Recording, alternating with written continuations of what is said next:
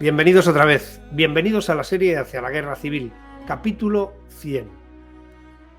Reconozco que soy un desastre en esto del mundo del espectáculo, porque lo suyo habría sido el colofón de hacer coincidir la centena con precisamente el último episodio, ¿no?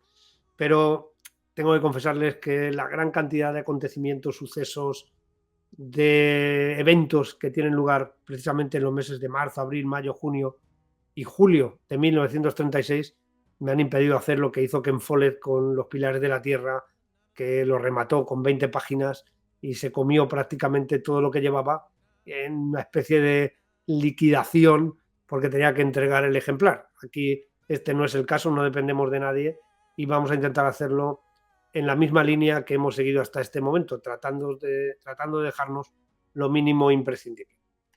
Hoy les confieso también que poner el título a este episodio era muy complejo porque vamos a tratar 3 episodios en uno, o vamos a tratar 3 temas trascendentales en uno. Por un lado, por supuesto, la elección de Manuel Azaña como presidente de la República y las derivadas que esto va a traer, la elección del nuevo gobierno de la República con Santiago Casares Quiroga como presidente del Consejo de Ministros.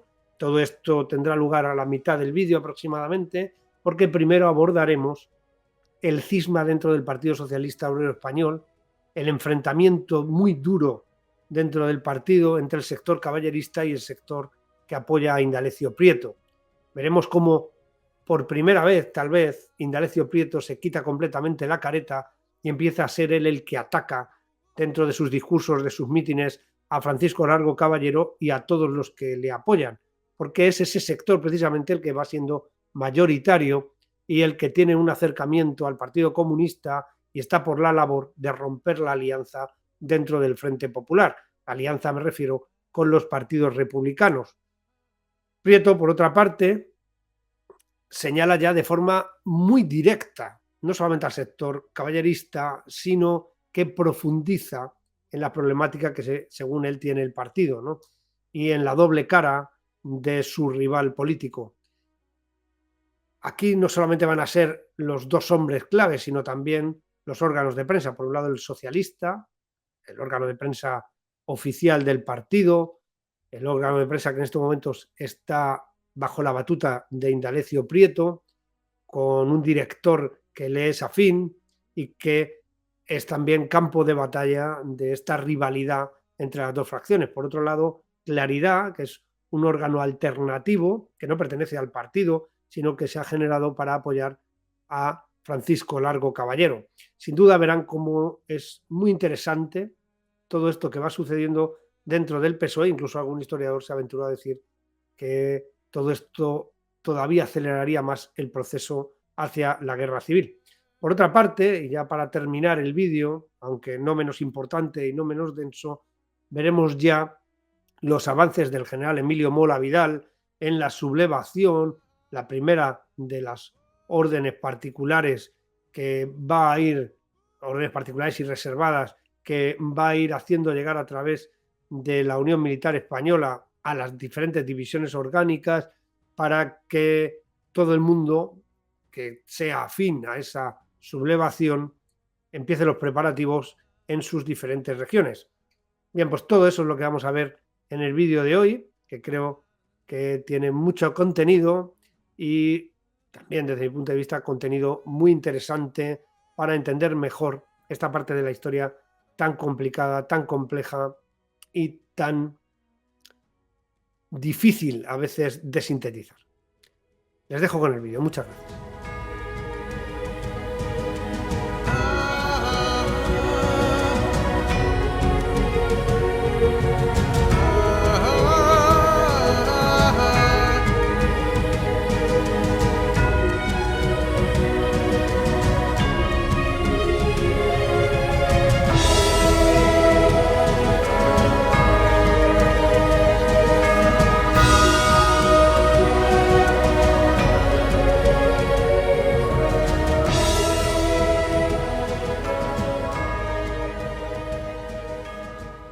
Hemos dedicado más de 65 capítulos solo al periodo republicano previo al inicio de la Guerra Civil, un espacio temporal que nada más tenía 5 años. La importancia de las dos visiones distintas es crucial para comprender cómo se resquebrajaba por dentro el partido con mayor apoyo electoral de los que formaban parte del Frente Popular. Hay quien ha llegado incluso a comentar que una de las causas de la guerra civil, o al menos del deterioro de la situación, venía precisamente por esta gran división interna dentro del Partido Socialista Obrero Español. Por otra parte, la fracción caballerista no estaba por la labor de continuar con los republicanos. Su idea era la de crear un bloque proletario con más fuerzas obreras, o mejor dicho, con las demás fuerzas obreras, el Partido Comunista de España, el POUM, el Partido Obrero de Unificación Marxista, e incluso el anarquismo, que también comienza a dar pasos en esa dirección. En medio de todo este lío en el PSOE, Manuel Azaña asume la presidencia de la República y comienzan las consultas para constituir un nuevo gobierno. Este es otro aspecto significativo y, de nuevo, la tensión dentro del PSOE será determinante para la decisión final del nuevo jefe del Estado. Me refiero a la decisión de Azaña de quién debía ser el presidente del Consejo de Ministros. Con dolor y sonrojo. Así iniciaba la editorial del Diario Socialista del 10 de mayo de 1936. Los ataques entre unos y otros comienzan a ser incluso físicos, como veremos después. A través de Claridad, ya he mencionado que este es el nombre del diario que respaldaba a Largo Caballero, era una especie de prensa alternativa, se había emitido una nota de la agrupación socialista madrileña. Como saben, esta era dirigida precisamente por el secretario general de la Unión General de Trabajadores, por Francisco Largo Caballero, por la que se proponía la expulsión de todos aquellos afiliados que estaban actuando políticamente de forma incompatible con la disciplina del partido. También censuraban a los que desarrollaban actividades políticas en nombre de otras organizaciones socialistas, pero en Madrid. El Socialista, en su editorial, me estoy refiriendo por supuesto al periódico, editorial que seguramente estaría escrito por Julián Zugazagoitia, era el director del diario, mostraba la profunda crisis entre las dos facciones. Zugazagoitia ataca ya sin rubor alguno a Claridad y lo hace acusando al órgano de prensa de Largo Caballero de señalar de indisciplina y con ello casi amenazar a ser expulsado del partido nada más y nada menos que al propio Indalecio Prieto, aunque nunca dan el nombre exacto en todas estas acusaciones. Lógicamente, Zugazagoitia protesta porque un periódico ajeno al partido, no olviden que la prensa oficial del PSOE era El Socialista, lo había sido durante 51 años hasta ese momento y ya llevaban 8.132 números publicados, bueno, pues un periódico ajeno al partido, como iba diciendo, enjuiciaba y decidía sobre problemas que solo el Partido Socialista y sus organizaciones debían liquidar. Otro artículo, todo esto, por supuesto, en las primeras columnas de la primera plana, esas columnas que aparecen a la izquierda, el Diario Socialista además era un diario con un tamaño de papel muy, muy grande, se defiende a Indalecio Prieto ante los ataques reiterados de Claridad. El mismo día que sale publicado todo esto en El Socialista, estamos hablando del 10 de mayo, coincide el director, Julián Zugazagoitia, con el director de Claridad, que era Luis Araquistain. Ambos estaban en los jardines de Palacio de Cristal durante la elección de Manuel Azaña como presidente de la República. Ya saben ustedes, por el episodio anterior, que hubo una especie de comilona campestre para diputados y compromisarios, a la que por supuesto acudió también la prensa. En una mesa estaban sentados un grupo de caballeristas alrededor de Luis Araquistain, director de Claridad, y este, al ver aproximarse por el paseo al director del Socialista, Julián Zugazagoitia, que venía con un amigo, se levantó de pronto y dirigiéndose a su compañero de partido y colega le increpó diciéndole: «¿Por qué no juega usted limpio? Yo no le he enseñado esto», y le propinó un tremendo bofetón, al que Zugazagoitia replicó con un no menos fuerte empujón. Bueno, pues esta pelea prácticamente barribajera tuvo lugar en frente de muchos compromisarios, diputados, periodistas, etc. Caballero y los suyos, Caballero, y estoy hablando ya del propio Largo Caballero, se llevaron a Araquistain, mientras Prieto y sus compañeros hacían lo mismo con Zugazagoitia. «Esto lo arregla un congreso», dijo en voz alta un diputado de los partidarios de Indalecio Prieto, lo que a punto estuvo de provocar un segundo asalto, dada la reacción de otro diputado del bando de Francisco Largo Caballero. Ya pueden ustedes imaginarse que los más moderados, sobre todo Julián Besteiro, que había sido un hombre muy importante en el PSOE, estaban quedando prácticamente en el ostracismo. En tiempos de crispación, de sectarización, de polarización, casi como los que estamos viviendo ahora, los moderados suelen ser las primeras víctimas. También hay una queja desde el socialista a lo que denominan asesinos fascistas. Se cita a José Calvo Sotelo y las quejas constantes de este por el estado del orden público, y se da una versión desde el Partido Socialista en la que los falangistas y los empresarios que pagaban a los falangistas, este es el recurso que emplean dentro del periódico de corte socialista, bien, pues los falangistas, como digo, habían recurrido a la acción directa, reproduciendo la manera de combatir de los anarquistas. Esta forma de combatir se basaba en la eliminación individual del enemigo. La respuesta del diario es muy contundente, además. La muerte del capitán Faraudo producía, según el socialista, crispación en los puños del ejército obrero, y como en la guerra a nadie sorprende la batalla abierta, pero la emboscada ruin agita los ánimos y reclama venganzas delirantes, y amenazaban con que si un día se desbordaba la indignación, no arrendaban ganancias a los empresarios de los asesinatos. El y tú más, que hemos mencionado en muchas ocasiones, y la violencia verbal que se va instalando en uno y otro bando en estos momentos previos al inicio de la guerra civil. También el 10 de mayo se firma el decreto por el que se restablece la Junta de Seguridad de Cataluña, anulando la controvertida ley del 2 de enero de 1935. El gobierno catalán recuperaba por ello las competencias de orden público. Esto, lógicamente, tendría consecuencias durante la guerra civil, porque se asimilará el orden público también a la fuerza armada que surgirá desde Cataluña sin someterse al Estado Mayor Central. Por lo menos hasta mayo del 37, y después lo hace de una forma no plena, no al 100%. Esto lo podrían ustedes leer en los diarios de Manuel Azaña, también en los artículos que publica después de la Guerra Civil, se titulan Causas de la Guerra de España, están también en un libro. Allí el presidente de la República se queja amargamente de la deslealtad de la Generalitat para con el resto del ejército republicano. El Congreso de la CNT continúa en Zaragoza. Lo más reseñable es la propuesta de las alianzas obreras revolucionarias y el estudio de la implantación del comunismo libertario, que llegaría a ser un hecho, como muchos de ustedes saben, en las zonas de Aragón, en algunas zonas de Aragón, durante los primeros meses de la Guerra Civil.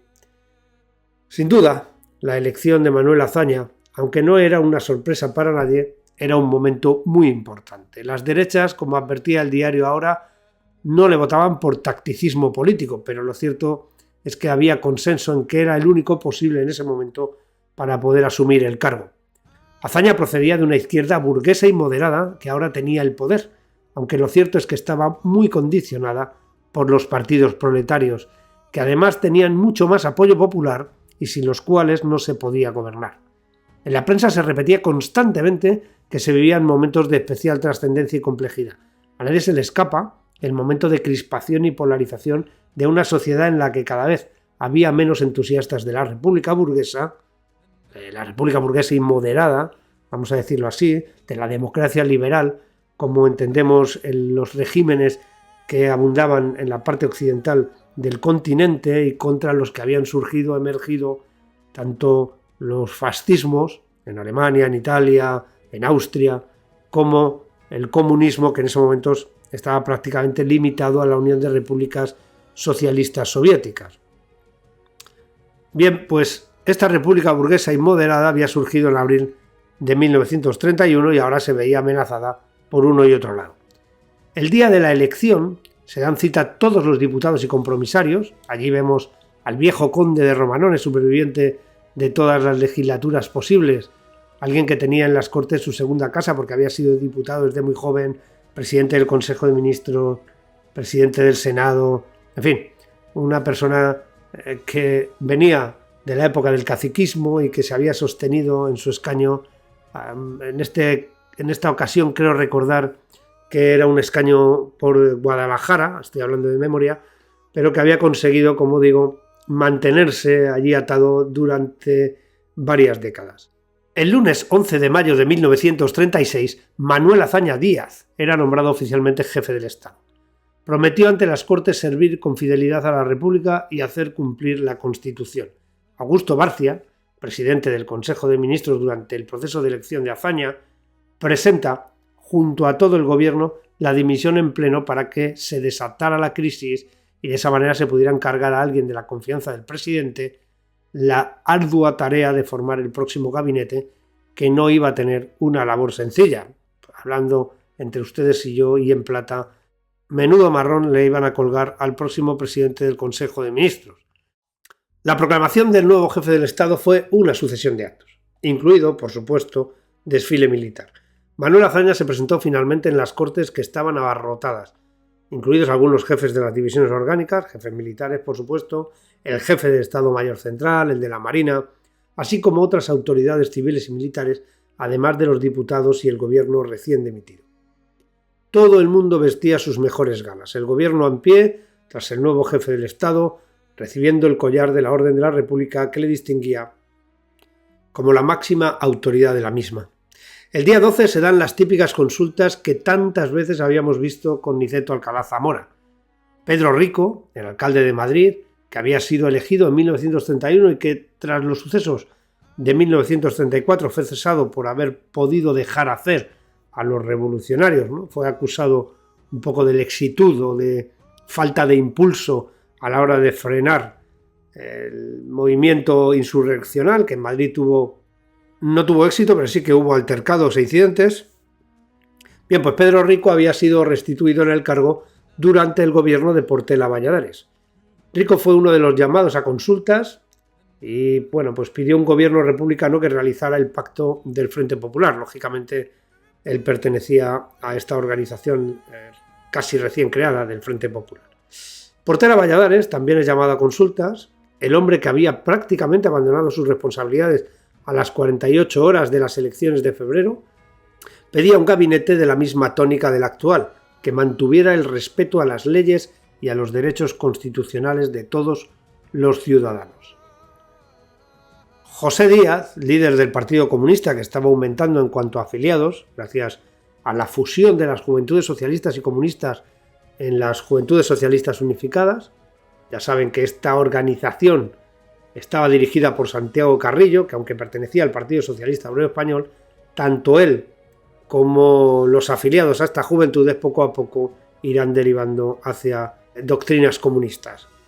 Estas Juventudes Socialistas Unificadas, bendecidas por Francisco Largo Caballero, cada vez más inclinadas, como acabo de mencionar, hacia el Partido Comunista de España, no cabe duda que el atractivo de un Estado dirigido por la clase trabajadora, como el que había logrado la Unión Soviética, aparecía como una extraordinaria oportunidad para todos estos jóvenes que no conocían la realidad del Estado soviético, ¿no? La cantidad de información que recibían, bueno, pues los jóvenes proletarios o los hijos de obreros en este momento que pertenecían a estas organizaciones juveniles, pues, lógicamente era mucho más limitada que la que se puede tener hoy día. Limitada también en cuanto a lo bueno o a la información más o menos bien cribada y también a lo malo, ¿no? El hombre fuerte en Madrid de la Lliga Catalana, el diputado Ventosa, pedía un gobierno de republicanos que acometiera con urgencia la resolución de los problemas nacionales y asegurara la paz pública. La Lliga era la representación de la alta burguesía catalana. Lógicamente, los intereses de los que comercian se ven siempre muy afectados con las alteraciones del orden público, las huelgas, la inestabilidad financiera, etc.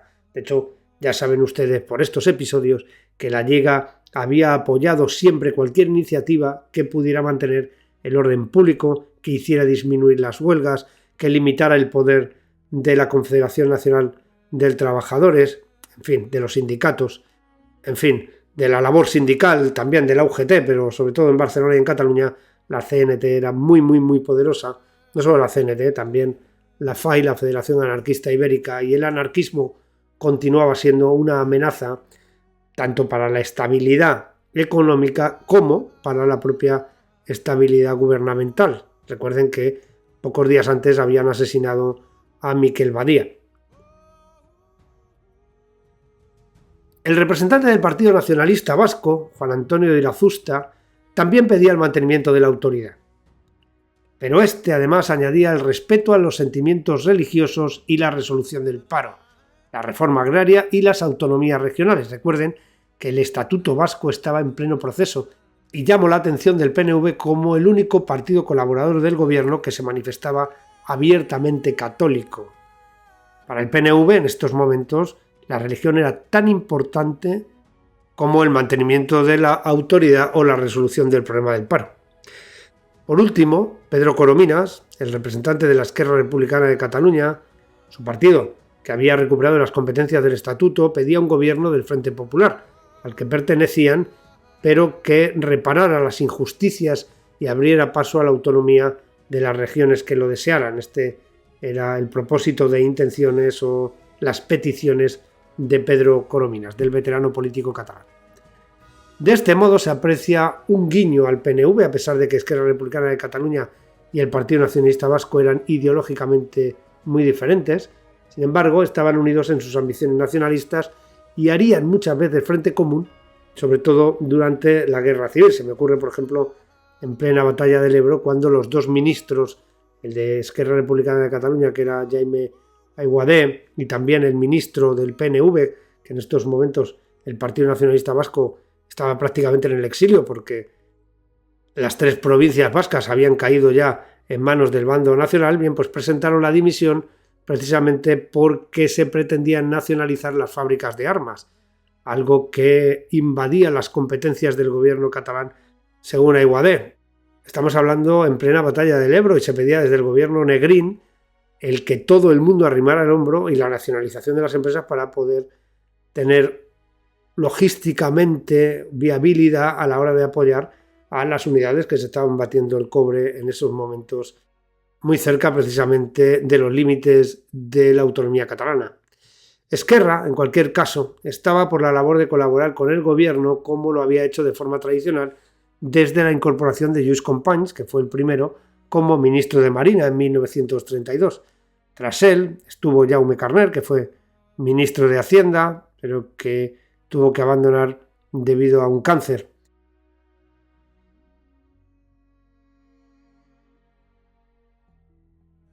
Por supuesto, la minoría socialista se reunió en el Congreso con el objetivo de fijar su postura ante la formación del nuevo gobierno. Prieto quería que hubiera representación de todas las fuerzas del Frente Popular. Según él, no se refería exactamente a la colaboración socialista, que estaba vetada por el sector que lideraba Francisco Largo Caballero, sino a la Esquerra Republicana de Cataluña. El PSOE también daría su opinión sobre el estado de alarma que aún se mantenía desde las elecciones de febrero. Deben ustedes entender que, aunque Prieto aquí diga que no se refiere exactamente a la colaboración socialista, realmente la intención suya, está más que clara leyendo todas sus intervenciones, era de que se comprometieran con el gobierno del Frente Popular y que no se mantuvieran tan al margen como pretendían, sobre todo desde el sector más a la izquierda dentro del PSOE. Lo cierto es que Francisco Largo Caballero, que hemos repetido hasta la saciedad, estaba en contra de mantener la coalición, vetaba por completo, y con él, por supuesto, muchos de los que le apoyaban, porque probablemente en estos momentos la fracción caballerista es la mayoritaria dentro del partido, negaban la posibilidad de que nadie participara dentro del gobierno. Por fin, el primero en ser llamado por Manuel Azaña para formar gobierno es precisamente un miembro de este partido, del partido más votado, del Partido Socialista Obrero Español. Azaña se decantaba por Indalecio Prieto, aunque desde mi punto de vista todo era una escenificación, porque el presidente seguramente conocía que Prieto se vería obligado a denegar la oferta. De hecho, cuando Prieto la rechaza, confiesa que semejante misión, la de formar un gobierno, solo podría intentarla con el consentimiento del Partido Socialista, en el que cierto sector le distinguía con su animosidad. Como ven, ya no había disimulo alguno, las cartas estaban por todo lo alto y el enfrentamiento era público y notorio. Todo el mundo estaba al corriente del lío que tenían metido dentro del PSOE. El siguiente en la lista es el líder de Unión Republicana, Martínez Barrio. Aquí Azaña creía, y Martínez Barrio sabía, que el partido del sevillano llevaba en sus filas a muchos antiguos militantes del Partido Republicano Radical, el partido de Alejandro Lerroux, entre ellos el propio Martínez Barrio, que incluso había sido presidente del Consejo de Ministros con esta formación política. De este modo eran vistos pues no con mucha simpatía por parte de los partidos proletarios y, de hecho, en estos momentos, según Cipriano Rivas Cherif, en su libro Retrato de un desconocido, donde cuentan las relaciones con su cuñado Manuel Azaña, tienen muy claro que la fracción caballerista del PSOE no quería a Azaña como jefe del Estado. Se le atribuye incluso una frase a Araquistain en la que éste, al enterarse que el PSOE votaría por disciplina a favor del candidato, contestó: mejor, así caerá desde más alto. Bien, en definitiva, Martínez Barrio, lógicamente, rechazó la oferta de Manuel Azaña porque hubiera creado un conflicto muy importante dentro de las filas del Frente Popular. Al final, el representante de Izquierda Republicana, Santiago Casares Quiroga, al que aquí hemos apodado como el Dormilón, es el tercero en recibir el encargo y el primero en aceptarlo. El gallego se convertía en presidente del Consejo de Ministros y ahora, al salir del Palacio del Pardo, Azaña se había instalado provisionalmente allí porque el Palacio Nacional, lo que hoy es el Palacio Real, estaba en preparación para habilitar las habitaciones privadas. Ya recuerden que habíamos comentado cómo Niceto Alcalá Zamora no lo usaba para vivir, pero Azaña sí que lo iba a emplear en ese modo, y mientras le preparaban todo, pues estaba en el Palacio del Pardo. Bien, pues como digo, al salir del Palacio del Pardo, Casares Quiroga tenía que decidir quiénes le iban a acompañar en aquel gabinete. En el gobierno elegido por Casares Quiroga no iba a haber grandes cambios, pero sí significativos. El propio presidente del Consejo asumirá el Ministerio de la Guerra. Esto solo lo había hecho Azaña en los primeros gobiernos y Alejandro Lerroux antes de que se nombrara a Gil Robles para este puesto. En un momento muy delicado, Casares Quiroga se ponía al frente del ejército pensando quizás que de ese modo tendría información de primera mano de lo que estaba sucediendo sin tener a un general como intermediario. Masquelet, por tanto, abandonaba el ministerio. Para Gobernación, al continuar enfermo el titular, fue asignado Juan Moles. El Ministerio de Gobernación era crucial. Moles era un hombre de 65 años que venía del republicanismo casi del siglo XIX, o mejor dicho, del republicanismo de principios del siglo XX. 65 años de 1936 no son los mismos que en 2023. Era un republicano catalanista moderado, había sido gobernador de Barcelona y había ocupado varios cargos de responsabilidad durante todo el periodo de la presente república. Aún así, el nombramiento, en un momento donde ya había voces advirtiendo una posible sublevación y con las calles regadas con la sangre de los jóvenes más radicalizados, no sabemos si fue una elección muy certera. El director general de Seguridad, Alonso Mayol, dependería directamente de él. El elegido para la cartera de Trabajo sería el ministro de Cuota de Esquerra Republicana, Joan Lluís Vallescà. Creo que lo he pronunciado bien y si no, ya me perdonarán ustedes. Otra de las sorpresas es la del vicepresidente de Izquierda Republicana, Marcelino Domingo, que sale del gobierno de Casares. Probablemente por interpretar que le debería haber correspondido a él la tarea de formar gobierno, y se asigna a Francisco Barnés como ministro de Instrucción Pública. No obstante, Barcia, Funes, Giral y los demás continuaban en sus puestos. La esencia del gobierno era la misma, aunque ahora dirigidos por Casares Quiroga. Marcelino Domingo, que había ido de la mano de Manuel Azaña prácticamente desde que se crea Izquierda Republicana, que había liderado anteriormente el Partido Republicano Radical Socialista, alguien que había formado parte también del gobierno provisional de la República, al que Azaña tenía especial cariño, pero no precisamente por sus dotes de liderazgo, sino por una amistad fraternal, ¿no? Pero desde luego reconocía, y así lo hace en sus diarios constantemente, que Marcelino Domingo no era la persona más adecuada. Además, cuando mantuvo la responsabilidad de la reforma agraria, pues se había interpretado que había fracasado estrepitosamente. Luego no podía asignarle la tarea de formar gobierno, aunque probablemente, por supuesto, le hubiera correspondido.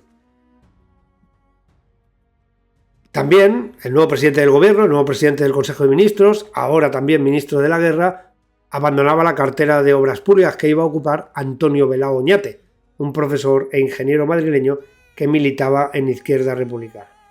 En resumen, gobierno de 12 ministros, 7 de Izquierda Republicana, 3 de Unión Republicana, uno de Esquerra Republicana y otro republicano independiente. Todo republicano, ninguno de los partidos obreros que formaban parte del Frente Popular van a entrar en este gobierno de Santiago Casares Quiroga. Casares se presenta inmediatamente a la guarnición de Madrid y a los oficiales del Estado Mayor Central como ministro de la Guerra. Imaginamos que quería tomar el pulso de la situación tras la polémica carta de la Primera División Orgánica que recordarán ustedes en episodios anteriores. El estado de alarma permanece en vigor, con el nuevo gobierno también, lo aprueba así la delegación permanente de las Cortes. No es que se hubiera reunido el Parlamento en pleno, ya saben que esto de la delegación permanente es un recurso que se utiliza muchas veces desde que llegó al poder Portela Valladares, para que se puedan aprobar la suspensión de las garantías constitucionales como era el caso, ¿no? Nombramientos en el Ministerio de la Guerra. Ya saben que del ministro colgaban 3 puestos directivos dentro de la cúpula militar, aparte de las inspecciones generales del ejército. Había 3 puestos que eran fundamentales dentro de la estructura del ministerio, que era el jefe del Estado Mayor Central. Aquí iba a continuar José Sánchez Ocaña, un hombre que venía de la División Orgánica de Cataluña y que ya había ocupado este puesto desde las elecciones de 1936, precisamente es él el que sustituyó a Francisco Franco Bahamonde en el mes de marzo de 1936. Ocaña, no obstante, al estar bajo el mando de Masquelet, estaba algo más ensombrecido. Ahora sería el hombre de uniforme más cercano a Casares Quiroga. El otro puesto clave era el de subsecretario de Guerra. Tras la destitución de Joaquín Fanjul en ese puesto, lo había ocupado, sorprendentemente, un general de brigada, Julio Menazueco, y ahora sería sustituido por un también general de brigada, en este caso de artillería, Manuel de la Cruz Boullosa, el número 20 en el escalafón de los generales de brigada. Al acto con Casares Quiroga asistieron varios generales que ya estaban implicados en la sublevación. Rodríguez del Barrio, muy enfermo, con un cáncer de estómago prácticamente desahuciado. Gonzalo Queipo de Llano, director general de Carabineros, que ya había establecido contacto con el general Emilio Mola y que incluso por su cuenta había comenzado a conspirar contra el gobierno republicano desde la destitución de Alcalá Zamora. José Miaja, ahora beneficiado por el gobierno del Frente Popular, que lo había rescatado de su semidestierro en Lérida. Espinosa de los Monteros, jefe de la Escuela Superior de Guerra, general de brigada, un hombre con título nobiliario, lo que siempre le hacía sospechoso de ser, al menos de tener simpatías por la monarquía. También estaba la tercera pata del ministerio en importancia, el director general de la Aeronáutica Militar. En aquel momento, recuerden que no existía el Ejército del Aire, el director era Miguel Núñez del Prado, un general aviador que había sustituido a Manuel Godet cuando este fue cesado por el general Molero en enero de 1936, justo antes de las elecciones. Esta era pues la terna que se erigía como salvaguarda del ministerio y los que a la postre estarían en esos puestos la noche del 17 de julio de 1936. Por fin llegan los datos definitivos del escrutinio general de las elecciones en Cuenca, con los votos que quedaban pendientes. Los diputados elegidos superan los 60.000 sufragios, mientras que Antonio Goicoechea, líder de Renovación Española, que había quedado fuera de las Cortes y que fue el único que reclamó el resultado de las elecciones, muy crítico con ellas. Otra vez hay sospechas de fraude, o al menos él mantiene sospechas de fraude. Y José Antonio Primo de Rivera, ambos recibieron 46.000 y 44.500 votos aproximadamente. Si el discurso de Prieto, precisamente en Cuenca, había sido polémico, el que da en Egea de los Caballeros es una auténtica revolución. Realiza una crítica voraz a lo que él denomina el revolucionarismo infantil, del que dice que se daba incluso en el régimen de los soviets, ¿no? Hablando de la Unión de Repúblicas Socialistas Soviéticas de los años 30. Habla con total y absoluta claridad sobre la sublevación de octubre de 1934. Dice que no se puede culpar al ejército luchador, a las masas de afiliados a los partidos obreros, sino a los generales directores, haciendo una analogía entre el ejército y un movimiento revolucionario. Entre esos generales directores, Prieto se autoinculpa y confiesa que estos generales deberían ser juzgados en primer término. Es cierto que Prieto, tras el fracaso de la insurrección, huyó a Francia, mientras Largo Caballero fue detenido, encarcelado, aunque posteriormente fue absuelto de los cargos de los que se le imputaban, mientras que el resto de los que habían formado parte de los comités dentro de las alianzas obreras de las distintas provincias o federaciones habían sido detenidos, condenados y acababan de salir por la amnistía, no porque en el juicio hubieran salido absueltos. Dice Prieto: cuando la eficiencia no responde a los cálculos hechos, la responsabilidad directorial es evidente, porque se ha sido víctima de un engaño que ha traído trágicas consecuencias. Si los directores del movimiento lanzamos a las masas indebidamente preparadas, la responsabilidad no es de las masas, es nuestra, peculiarmente nuestra. Encubrir una responsabilidad directiva tan acusada con el comportamiento de las masas constituiría, a fin de cuentas, una cobardía moral.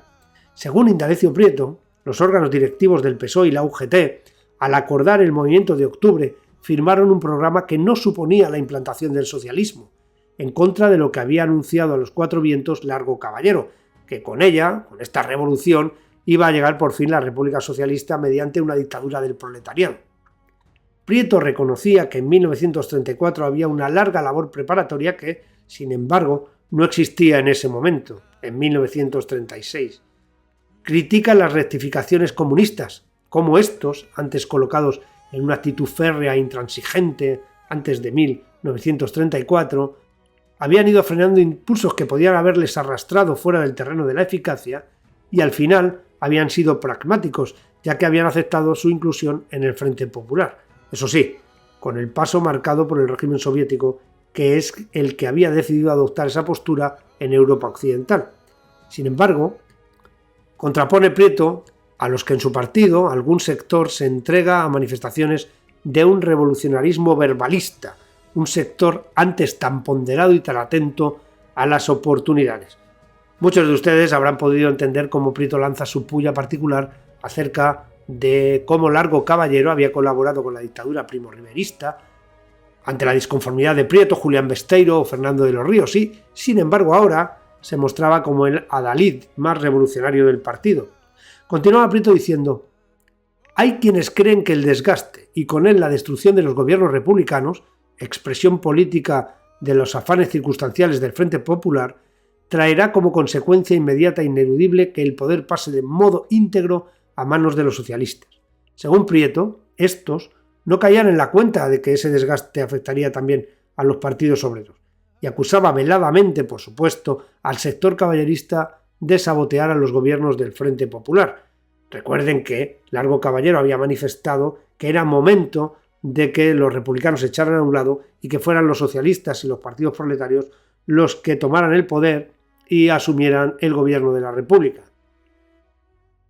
Precisamente el gobierno plantea una reducción del gasto que ya había iniciado el ministro Chapaprieta y del que había alertado Manuel Azaña en los discursos de investidura cuando las Cortes se volvieron a reunir hace apenas un mes. Estamos hablando de abril. Fíjense que llevamos varios capítulos estancados en todas estas semanas, pero que creo que son tan importantes que no podemos saltarnos absolutamente nada.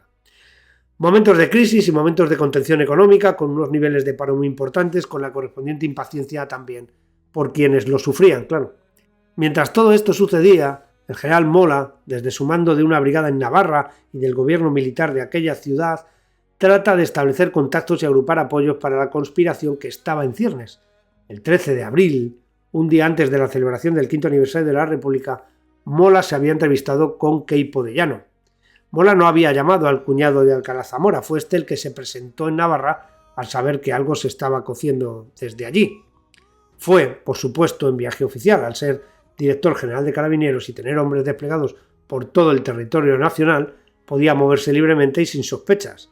Al principio, cuando Queipo se ofreció, Mola, aún cauto, más conociendo a Queipo, ya habrán ustedes visto los episodios, que aún estamos todavía pendientes de hacer el tercero, dedicados precisamente a su biografía, como era alguien con mucho impulso y podemos decir que le gustaba precipitarse, ¿no?, en muchas ocasiones. Por lo tanto, Mola se muestra cauto, respondió como si no supiera de lo que le hablaban y Queipo se marchó de allí sin que el general de Navarra le confesara que estaba trabajando para un levantamiento, a pesar de la insistencia de Queipo de Llano. Por fin, en mayo, y tras haber enviado Queipo unos días después de la primera entrevista a su ayudante, consiguió que se produjera un segundo encuentro.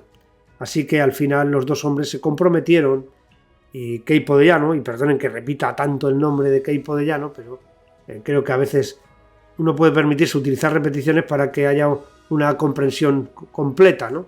Bien, pues como digo, por fin se comprometieron y Queipo se ofreció a hablar con Miguel Cabanellas, que era jefe de la Quinta División Orgánica, la que tenía como cabeza de la misma la ciudad de Zaragoza.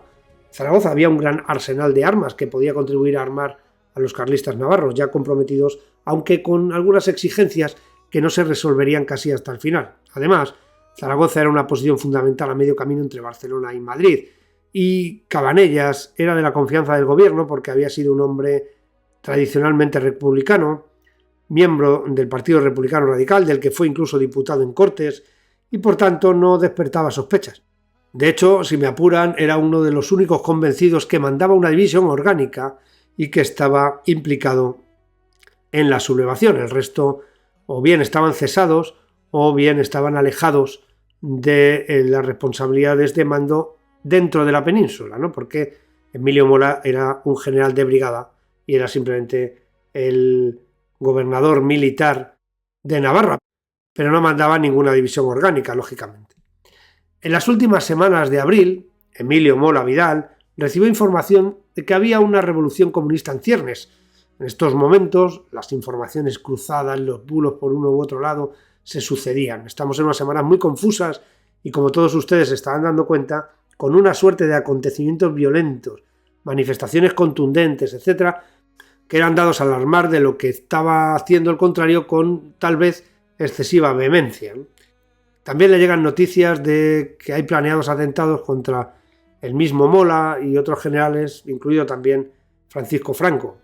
A través de oficiales de la UME comienza a enviar instrucciones reservadas que llegarán a todas las divisiones orgánicas y se repartieran entre los que se fueran comprometiendo. La primera de ellas empezaba así: la situación caótica creada en España por un gobierno prisionero de las organizaciones extremistas revolucionarias no puede resolverse sino mediante la violencia. En estas primeras notas afirma que es necesario organizar la rebeldía y conquistar el poder, que debería efectuarse aprovechando la primera coyuntura propicia por el ejército, secundado por los buenos patriotas. Paralela a la actuación del ejército y la marina, y en estrecho contacto con ellos por mediación de enlaces, se desarrollaría la actividad del elemento civil articulada en comités. Estos comités deberían tener dispuestas las unidades de voluntarios con el que se iban a incrementar las plantillas de las guarniciones desde el primer momento. De esa forma se incorporarían rápidamente falangistas, requetés, etcétera, a las unidades militares y junto con ellas harían de fuerza armada para secundar la sublevación. Este componente civil también debía hacerse cargo de lo referente a las sustituciones de autoridades desafectas al movimiento. Quitar a un gobernador y poner a otro, me refiero a los gobernadores civiles, etcétera, etcétera. Preparación de equipos técnicos que atendiesen, en caso de que se produjera una huelga general, los servicios imprescindibles: requisa de vehículos, abastecimiento de tropas y ganados, defensa del orden en los pueblos donde no existiese fuerza militar o fuerza pública, como habían hecho los antiguos Somatem. Para Mola, los secretos del éxito eran dos: la rapidez y la decisión, de ahí su más que conocida y controvertida frase dentro de esta primera instrucción particular: la acción insurreccional ha de ser en extremo violenta para reducir lo antes posible al enemigo, que es fuerte y bien organizado. Esta frase, si bien parece terrible, y bueno, en cierta medida lo es, lógicamente, no deja de ser el típico propósito de un jefe militar que se puede leer en muchas órdenes de operaciones en África, ¿no? Es una especie de frase hecha que se utiliza con cierta regularidad, o se utilizaba con cierta regularidad, ¿no? La huelga general debía ser estrangulada y encarcelados los directivos extremistas. Una vez estallara el alzamiento, las fuerzas militares realizarían un avance convergente sobre el objetivo que se indicase. Lógicamente, ustedes y yo entendemos que el objetivo era Madrid. Aconsejaba a Mola buscar el apoyo de la Armada donde fuera posible. Continúa, y ahora leo textualmente: conquistado el poder, se instaurará una dictadura militar que tendrá por misión inmediata restablecer el orden público, imponer el imperio de la ley y reforzar convenientemente al ejército para consolidar la situación de hecho que pasará a serlo de derecho. Después la nación se pronunciará con libertad por el gobierno y sistema que prefiera. La instrucción terminaba. La organización del movimiento ha de llevarse a cabo en el plazo máximo de 20 días porque las circunstancias así lo exigen. La insurrección estaba en marcha, su director estaba manos a la obra con el planeamiento de la misma, manteniendo enlaces, tratando de aunar compromisos, tratando de llevar al movimiento a los carlistas, a los requetés, traer diferentes sensibilidades, republicanos, carlistas, falangistas, monárquicos, conservadores de derechas, religiosos, etcétera, etcétera, ¿no? También estaban aquí, como ven, republicanos que no estaban a favor del Frente Popular. Como ven, muchísimas y diferentes sensibilidades, muchísimas y diferentes facciones ideológicas, vamos a decirlo así, que en este momento se conjuraban para sacar al gobierno republicano del Frente Popular por la fuerza y convertir a España en una dictadura militar para que posteriormente, según Emilio Mola en esta instrucción particular, el pueblo decidiera qué sistema y qué gobierno prefería. Y aquí lo vamos a dejar. Muchas gracias por ver los vídeos, muchas gracias por darle al me gusta, gracias por estar ahí, nos vemos en el siguiente. Gracias.